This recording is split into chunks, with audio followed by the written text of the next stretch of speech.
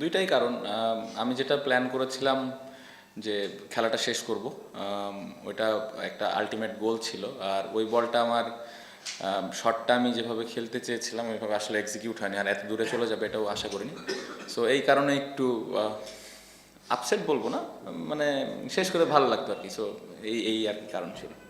না ভাই, আমি সবাইকে চার্জ করার চেষ্টা করছি আজকে, পার্টিকুলার কোনো বোলারকে না। কারণ রানটাই এমন ছিল যে শুরু থেকে একটু কীভাবে রানটা আগায় নেওয়া যায় এই পরিকল্পনাটা ছিল, স্পেশালি পাওয়ার প্লেতে। সো কোনো পার্টিকুলার বলো না, অবশ্যই মাঝখানে আমরা ক্যালকুলেটিভ ক্রিকেট খেলেছি, কোন সময় কাকে একটু রেসপেক্ট দিতে হবে ওটা তো মাথায় ছিল। বাট শুরু থেকে প্ল্যান ছিল যে যত পজিটিভ ব্যাটিং আমরা করতে পারি।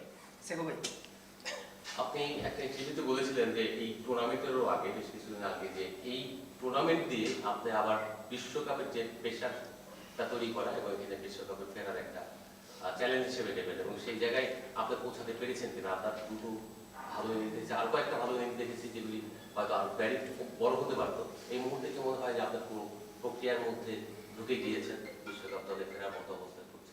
না, আমি যতটুকু জানি বিশ্বকাপ টিম তো দিয়ে দিয়েছে, আমি তাই জানি। বাট সেটা তো আসলে আমি মানে এটা নিয়ে আমি চিন্তাও করিনি। আমার মূল ফোকাস যে আমি কিভাবে আমি প্রতিদিন ইম্প্যাক্ট রাখতে পারি।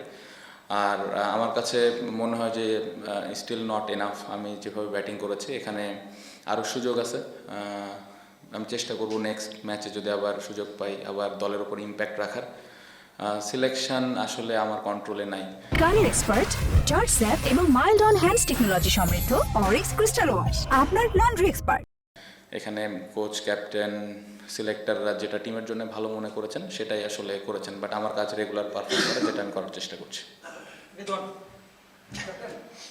যদি আপনি টি-টোয়েন্টির ক্যাপ্টেন হতেন, আমাদের বর্তমান বিপিএলটা যদি আমরা চিন্তা করি, যারা টপ অর্ডার সবাই অফ ফর্মে, আপনি যেভাবে খেলছেন, আপনি যদি ক্যাপ্টেন হতেন, অন্য প্লেয়ার যদি এভাবে খেলতো, আপনি কি তাকে বিশ্বকাপের দল আরেকবার রেকর্ড কনসিডার করতেন কিনা, যেহেতু 31 তারিখ পর্যন্ত একটা সময় আছে? প্রথমত আমি তো ক্যাপ্টেন না, এটা চিন্তা করার কোনো ওয়ে নাই।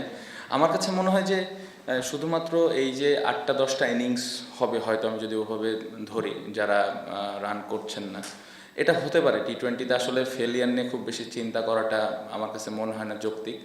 দেখবেন যে একটা ভালো ইনিংস আবার ওই কনফিডেন্সটা ফেরত আনবে। সো যারা রান করছে না তাদের উপরে ওই বিশ্বাসটা আমার মনে হয় যে যারা টিম ম্যানেজমেন্টে আছেন তারা রেখেছেন, এবং আমার মনে হয় না এটা নিয়ে খুব বেশি চিন্তার কোনো কারণ আছে। কারণ টি-20তে ফেলিয়ার আসবেই।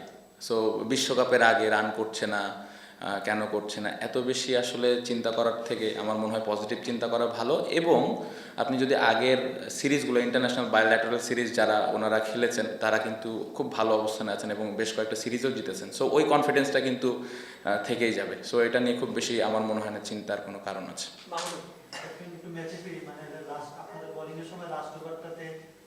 একটা মাইলস্টোনের সামনে দাঁড়িয়ে ছিল, সেই মাইলস্টোনটা নিশ্চয়ই আপনারা হয়তো করতে দিতে চান, মানে আপনাদের তখন ভাবনাটা কি ছিল? ওইটা কি আপনাদেরকে মোমেন্টামটা একটু ফেভার করেছে, যে একটা মাইলস্টোন হলে একটা মোমেন্টাম থাকে একটা টিমের? না, দারুণ ব্যাটিং করেছে। আমার মনে হয় ও 100টা ডিজার্ভ করে, সত্যি কথা। ও যেভাবে ব্যাটিং করেছে, উইকেটটা একটু কঠিন ছিল শুরুর দিকে, বাট ও যেভাবে খেলাটা পুরোটা ফিনিশ করেছে এটা অবশ্যই ক্রেডিট দিতে হবে। 100 একটা মাইলস্টোন অবশ্যই অ্যাজ এ ব্যাটসম্যান হিসেবে সবাই 100 করতে চায়, বাট আমার কাছে মনে হয় যে ইম্প্যাক্টফুল ইনিংসটা খেলেছে এটা আরও বেশি দেখার মতো ছিল আমার কাছে মনে হয়। সো অবশ্যই মোমেন্টাম তো ওরা আসলে শেষের 7 ওভার বা 6 ওভার থেকে ওরা ভালো মোমেন্টামে ব্যাটিং করেছে। সো মোমেন্টাম ওদের ছিল। হ্যাঁ, অবশ্যই হৃদয় 100 করতে পারলে অ্যাজ এ প্লেয়ার হিসেবে অবশ্যই ভালো লাগতো। বাট হ্যাঁ, এগেন অপোনেন্ট আমরা তো চাইবই যেন না হয়। বাট খুব দারুণ ব্যাটিং করেছে।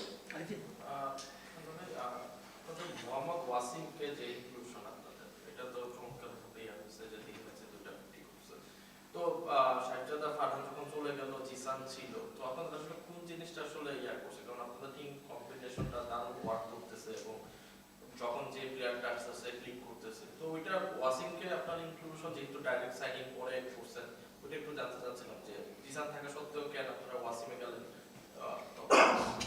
প্রথমে বলি, জিসান খুবই আনফর্চুনেট, খেলতে পারতেছে না। ও আসলে টি-20 ফরম্যাটটা যেরকম খেলে এটা খুবই মানে আমি বলবো যে আমার নিজের কাছেই খারাপ লাগছে, কারণ ওকে ওই সুযোগটা করে দিতে পারছি না। কারণ যেভাবে কষ্ট করছে, যেরকমভাবে ব্যাটিং করছে, খুব ভালো অবস্থানে আছে, বাট এগেন টিম কম্বিনেশনের কারণে আসতে পারছে না। বাট আমি বিশ্বাস করি ওর যদি অপরচুনিটি আসেও ভালো করবে। আমাদের ওয়াসিমের ব্যাপারে এই প্ল্যানিংগুলো অনেক আগে থেকেই ছিল যে আসলে ফারহান চলে গেলে কে আসবে, তো আমরা জানতাম এবং ওই ট্রাস্টটা নিয়েই কিন্তু আমরা আসলে সাইনিংটা করেছি। অনেক প্লেয়ার পারফর্ম করবে, অনেকে করবে না, বাট ওই বিশ্বাসটা আমাদের আছে যে যে প্লেয়ারগুলো আমরা সাইন করেছি দলের জন্য ইম্প্যাক্ট রাখবে, যেটা ওয়াসিম খুব ভালোভাবে করতে পেরেছে। ওভারঅল স্কোরের দিকে তাকালে, পার্সোনাল স্কোরের দিকে তাকালে যেটা দেখা যায় ন্যাশনাল সাইডে যে ক্রিকেটারগুলো আছে তারা ধারাবাহিকভাবে যে রান করছে সেরকম না, কিন্তু আপনারা যারা বাইরে আছেন কনসিস্টেন্টলি রান করে যাচ্ছেন, মানে একটা প্রেশার থাকে কিনা যখন স্কোর ঘোষণা হয়ে যায় কিংবা এরকম কি মনে হয় কিংবা থাকে কিনা?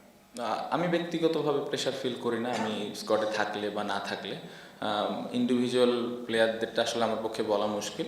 আমার মনে হয় না যে ব্যাটিংয়ের সময় এই জিনিসগুলো কাজ করে, কারণ ব্যাটিংয়ের সময় যারাই আমরা ব্যাটসম্যানরা আছি চিন্তা থাকে কীভাবে দলের হয়ে আমি ভালো করতে পারি। সো আমার মনে হয় না যে বাড়তি প্রেশার নিয়ে কেউ ব্যাটিং করছে, কারণ আমি বিশ্বাস করি আমাদের সিলেক্টর, কোচিং স্টাফ, ক্যাপ্টেন সবাই প্রত্যেকটা প্লেয়ারকে ভালোভাবে ব্যাক করে। সো আমার মনে হয় না এটা বাড়তি কোনো প্রেশার নিয়ে কেউ ব্যাটিং করছে। চুবি রংপুরকে দুইবারই হারানো একটা সুপার ওভারে আজকে ডমিনেটিং রানছে, একটু স্যাটিসফাইড কিন্তু দলের জন্য। না, এটাই তো অ্যাজ এ টিম হিসেবে এটাই আমাদের কাজ। আমরা লাস্ট ম্যাচটা ভালো ক্রিকেট খেলিনি, এটাও দেখতে হবে। চিটাগংয়ের সাথে আমরা খুব আমরা ম্যাচটা হেরেছি। সো এখানে আজকের ম্যাচটা খুব ইম্পর্টেন্ট ছিল। সো জিততে পেরেছি, খুবই ভালো। ইটস নট অ্যাবাউট যে রংপুরের সাথে জিতেছি। প্রত্যেকটা দলে এখানে ভালো দল, রংপুর অবশ্যই অনেক বড় দল, ওরা খুব ভালো ক্রিকেট খেলছে এবং আজকের ম্যাচও যদি দেখেন দারুণ ক্রিকেট খেলেছে। সো এই টিমের এগেনস্টে অবশ্যই জিততে পারলে তো কনফিডেন্স দিবেই, বাট ওভার এক্সাইটেড না। এবং আমাদের আরও সামনে ম্যাচ আছে, ম্যাচগুলো আমরা কীভাবে বেটার করতে পারি, আর একটু ইমপ্রুভ করতে পারি, এই জিনিসগুলো ইম্পর্টেন্ট। সো কনফিডেন্সের জায়গা থেকে আমি বলবো যে হ্যাঁ, ম্যাচটা জেতার কারণে 2 পয়েন্ট আমাদেরকে কনফিডেন্স দেবে। আদিব জিমির হিসাবের কথা একটু জিজ্ঞেস করতে চাই। গতকালকে তিনি বেশ লম্বা একটা সময় উড়াল দিয়ে বাংলাদেশে এসেছেন এবং তারপরের দিনে আসলে রংপুরের মতো একটা বিগ ম্যাচে তাকে মাঠে নামানো হলো। টিম ম্যানেজমেন্টের তার কাছ থেকে প্রত্যাশাটা কি ছিল? দেখুন যে লাস্ট ওভারটাও তাকে দিয়ে আসলে করানো হয়েছে। প্রত্যাশা তো ভালো ক্রিকেট খেলা, ইম্প্যাক্ট রাখা। আপনি যদি দেখেন খুব ভালো ইম্প্যাক্ট রেখেছে, 2টা দারুণ ক্যাচ ধরেছে এবং আন্ডার প্রেশার বোলিংও করেছে। সো আমার মনে হয় যে যে জিনিসটা আমরা নিশামের কাছ থেকে আশা করি সেই জিনিসটা ও আজকে খুব ভালোভাবে করতে পেরেছে। সো খুবই খুশি। লাস্ট টু আপনি বলছিলেন যে everyone is one match away from getting into the shape. Tanzid তামিমের সঙ্গে আপনার কি কথা হচ্ছে? উনিও একটু আউট অফ ফর্ম আছেন, আপনি যেহেতু ক্যাপ্টেন, উনি আপনার সঙ্গে কোনো আলাদা করে কথা বলছেন কিনা বা মেন্টালি কোনো স্টাক হয়ে আছেন কিনা, মানে ওনার অবস্থাটা একটু জানতে চাই।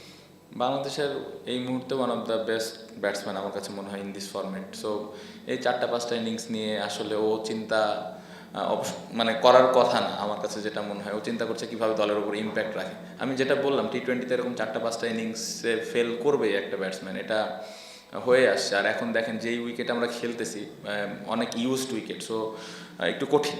আমার মনে হয় যে খুব একটা ইজি না, বাট এগেন ওর সাথে বাড়তি কোনো কথা হচ্ছে না, কারণ এক্সপিরিয়েন্স খেলোয়াড়, ও জানে কীভাবে কামব্যাক করতে হবে এবং আমি বিশ্বাস করি যে ও খুব তাড়াতাড়ি দেখবেন যে ও একাই 2-3টা ম্যাচ জিতাই দিছে আমাদের।